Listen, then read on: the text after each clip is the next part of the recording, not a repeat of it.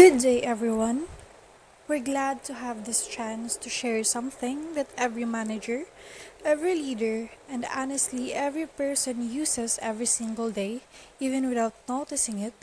So, I am Jaya Jane M. Taladro, and together with me is Francesca Layos, and today we'll be your reporters for this session.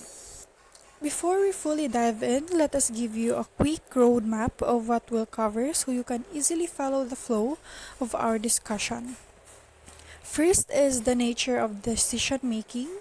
Second, characteristics of managerial decisions, types of managerial decisions, executive roles, managerial styles in decision making, stages in rational decision making environment, managerial decision making techniques, and lastly, effectiveness in decision making. So, by the end of this lesson, you should be able to understand what decision making is and why is it important in management. Identify the characteristics and types of managerial decisions. Recognize the different executive roles and involved in decision making. Explain the stages in rational decision making. Describe the different decision making environments. Identify the techniques managers use when making decisions. And lastly, evaluate what makes decision making effective in an organization. With that, let us start our discussion. Let's begin with the nature of decision making. Decision making is the process of identifying and choosing among alternative courses of action in a manner appropriate to the demands of the situation. In simple terms, this means that when a manager faces a problem, they must choose the best possible solution for the different options available. It is considered a fundamental function of management because every manager encounters various problems on a daily basis. These could be problems related to employees, budgeting, scheduling, customer needs, or operations. The key idea here is the quality of the manager's decisions can determine the success or failure of the organization. For example, if a manager makes a quick decision without studying the situation, it may lead to wasted resources or unhappy employees. But if the manager carefully analyzes the situation, studies the alternatives, and chooses the most appropriate action, then the organization moves closer to its goals, success.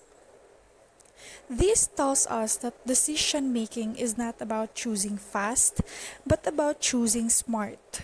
So, the nature of decision making reminds us that managers must think carefully, consider different possibilities, and also aim for the best outcome for the organization.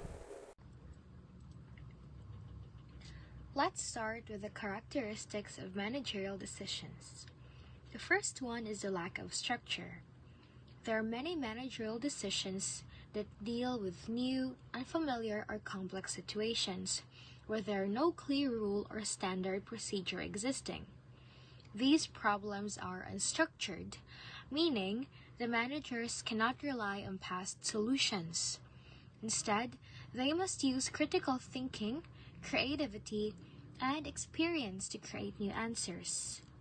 Unstructured decisions require flexibility because each situation may be different. For example, a hotel suddenly goes viral on TikTok for a customer complaint. There's no rule book on how to respond to online viral issues, so the manager must think of a strategy such as issuing a public apology, improving service, or offering compensation. The second one is uncertainty.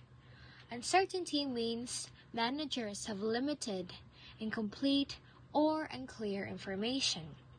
They cannot fully predict what will happen even if they analyze the situation.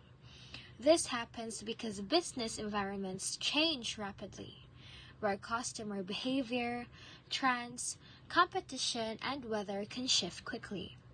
Despite this, managers must still make decisions based on the best information available.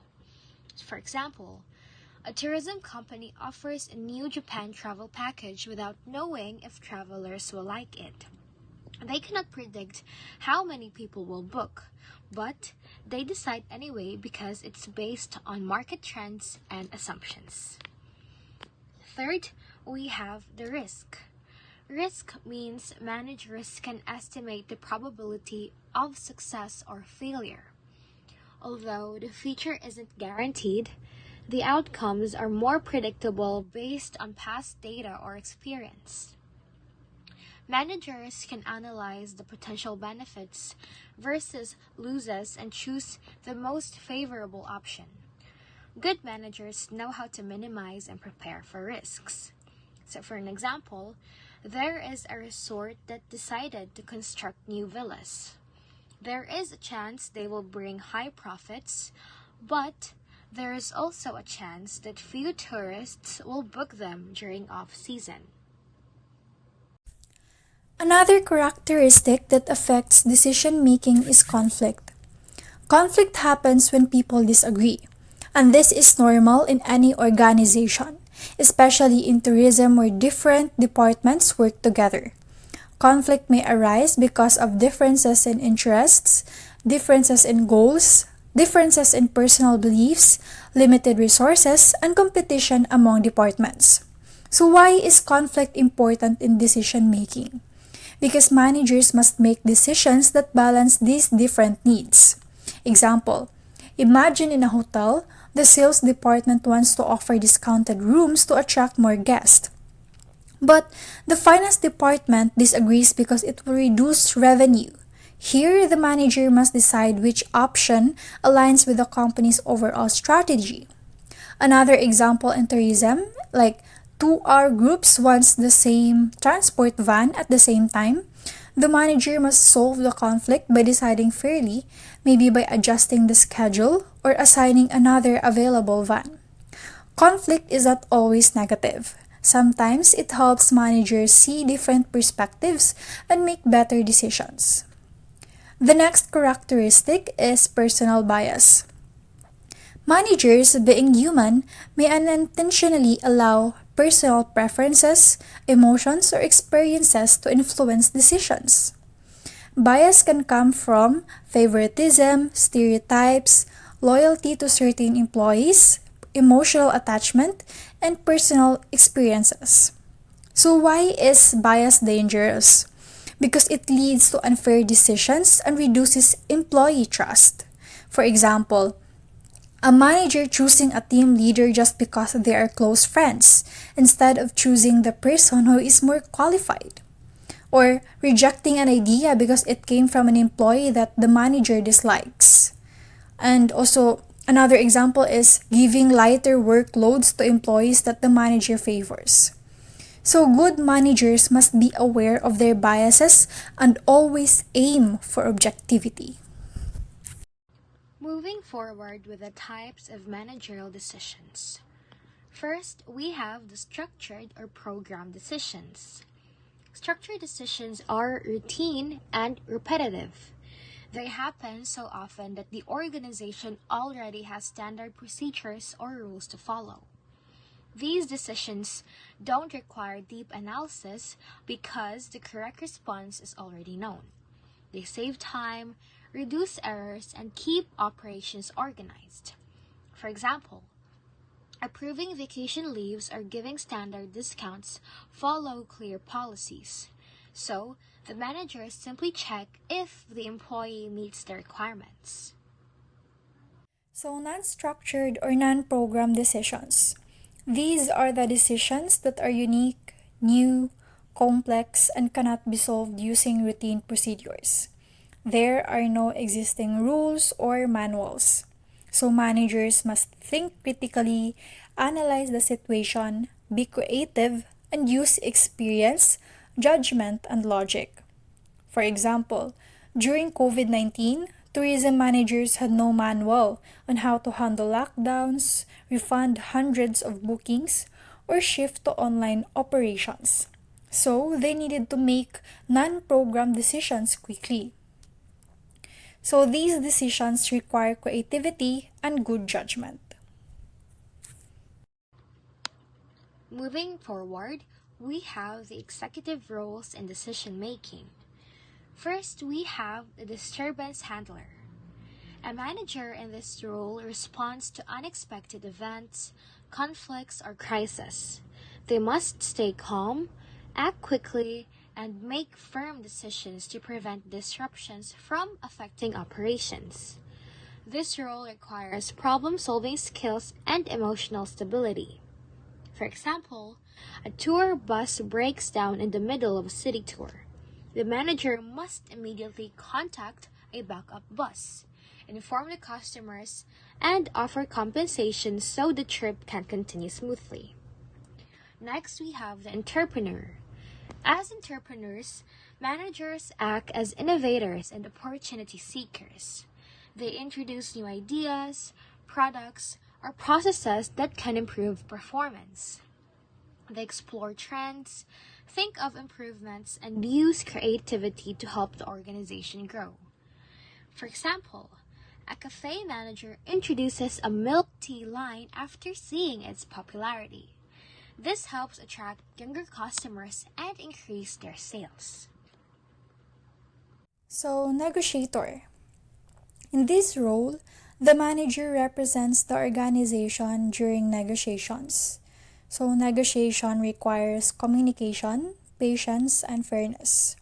So, managers negotiate with suppliers, employees and unions, governments, agencies, customers, and business partners. For example, like negotiating with suppliers to get lower prices for food inventory in a restaurant, or negotiating with employees about salaries or schedule adjustments, and negotiating with another travel agency to create a partnership package. So the goal of negotiation is not to win, but to reach a fair agreement beneficial to all. So the next one is the resource allocator. As a resource allocator, the manager decides where the organization's resources will go. So resources include funds or budget, manpower, time, equipment, and facilities. For example, a hotel only has 10 staff available for a big event. So the manager decides which areas need the most people. Is it the banquet, housekeeping, or front desk? Another example is a tourism office receives a 500,000 project budget. The manager divides it among marketing, training, and community partnerships. So good resource allocation prevents waste and improves efficiency.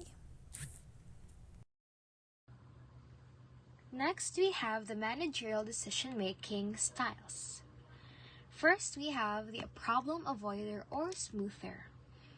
Problem avoider keeps harmony instead of confronting issues. They dislike conflict and delay making tough decisions. While this prevents immediate tension, the downside is that problems may get worse over time because nothing is addressed. Example, there are two employees that are constantly arguing, making the workplace uncomfortable. The manager refuses to talk to them because they are afraid of causing drama. As a result, the conflict continues and affects productivity. So the next one is the problem solver. This type of manager reacts to problems that already exist. They are action oriented and good in emergencies. For example, fixing scheduling conflicts immediately, or addressing customer complaints on the spot, or solving sudden staff shortage by reassigning employees. So, problem solvers are important in fast paced industries like hospitality, where issues must be handled quickly. So, the third one is the problem seeker. Unlike problem seekers prevent problems before they happen. So, they think ahead and check for early warning signs. For examples, for example, a hotel manager checking guest reviews daily to detect rising issues early, or a tour operator studying weather forecasts to avoid unsafe activities. So, problem seekers reduce risks and maintain smooth operations. Moving forward, we have the stages in rational decision making. First is identifying and diagnosing the problem. This step involves determining that a problem exists and understanding what caused the problem. The managers gather the data, observe the situation, and identify the root cause rather than just the symptoms. Example: a hotel notices a drop in bookings.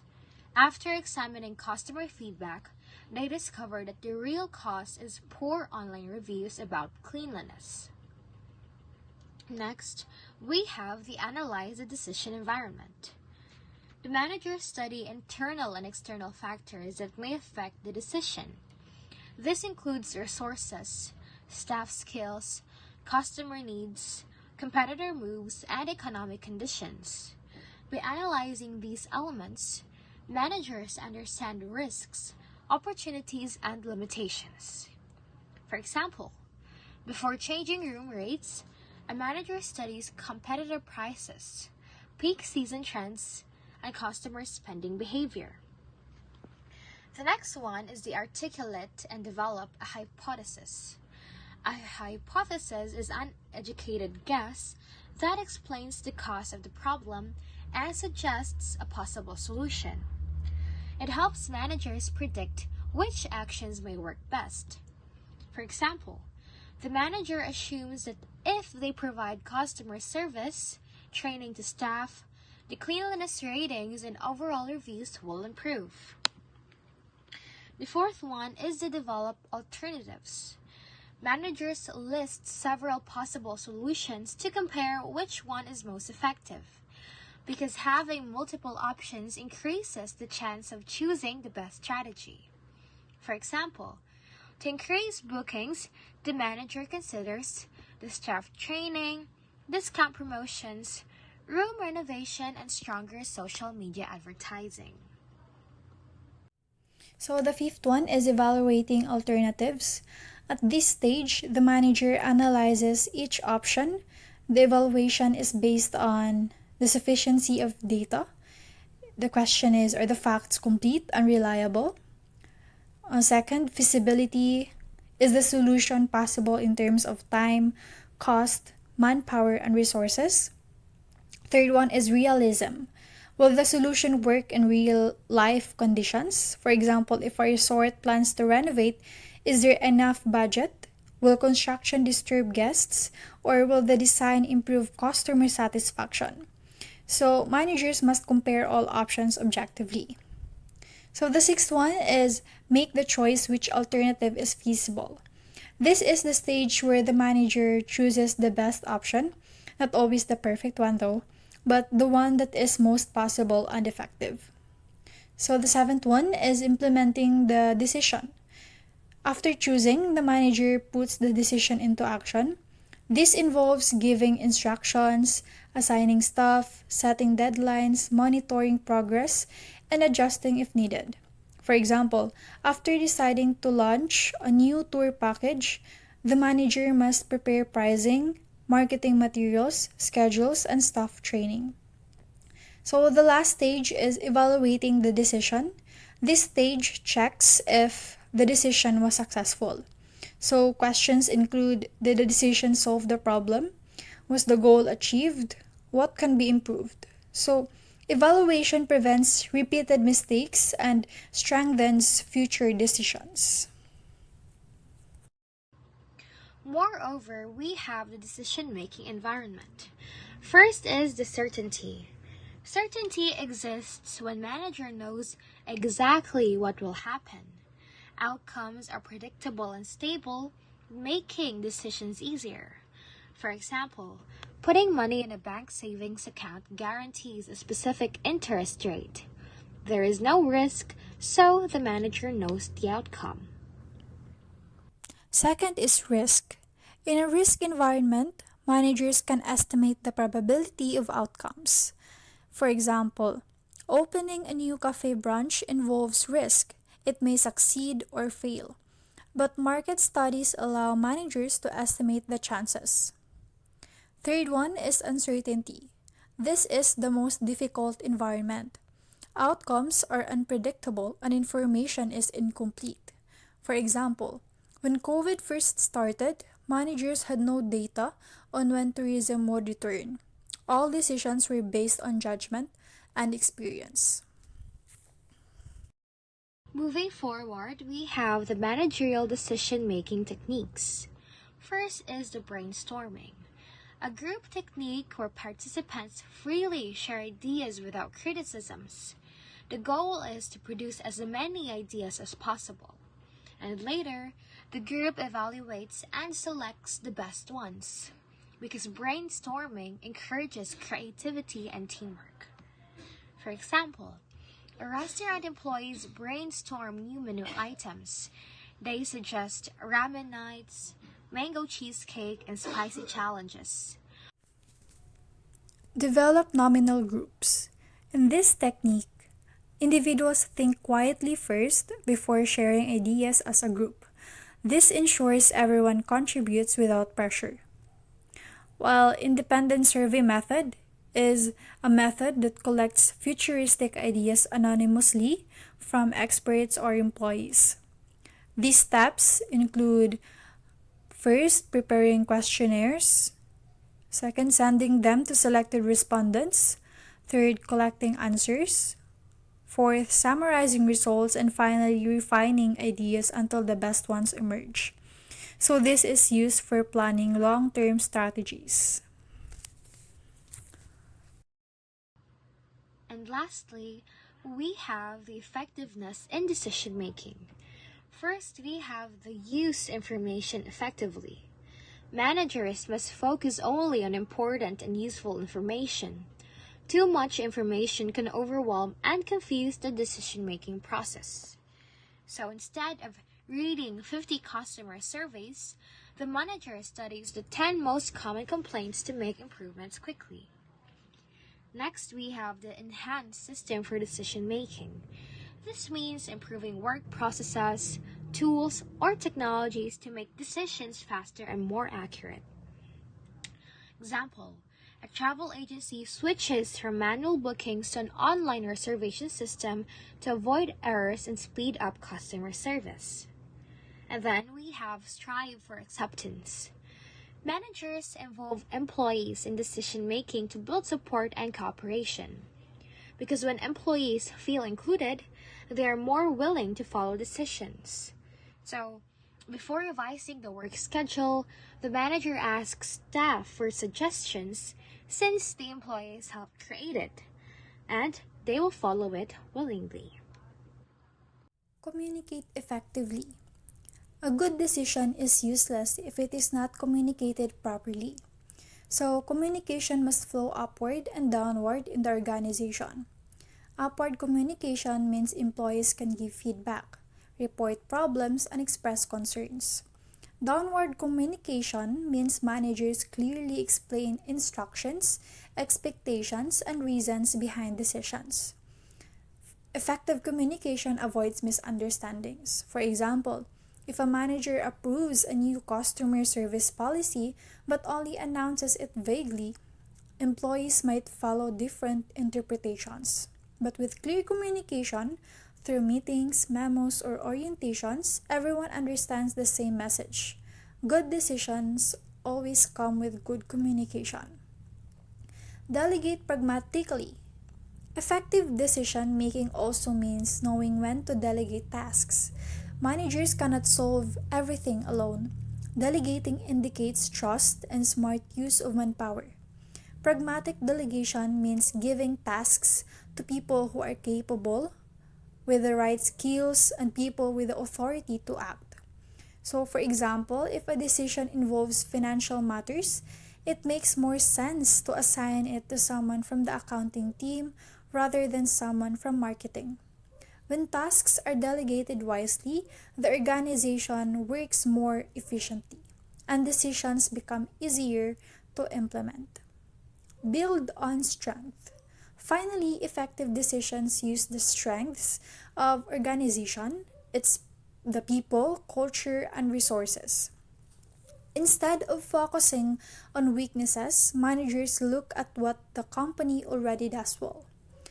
Examples like if the staff is creative, the manager should use that strength to generate innovative ideas. If the company has strong customer relationships, decisions should protect and expand that area. If resources are limited, decisions must maximize what is available instead of forcing unrealistic goals. Building on strengths give decisions a higher chance of success because they align with what the organization is naturally good at.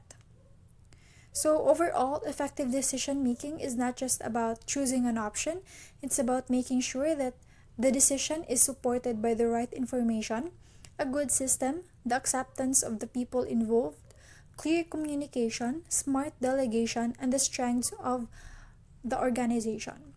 When all these elements come together, a decision becomes not just a choice, but a successful action that improves the entire organization.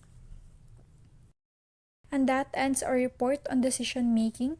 We hope our presentation gave you a clearer understanding of how managers analyze situations and choose the best actions for their organization. Thank you for listening and for giving us your time and attention. Once again, this has been Jaya Jane and Taladro and Francesca Layos, your reporters for today. Have a great day, everyone.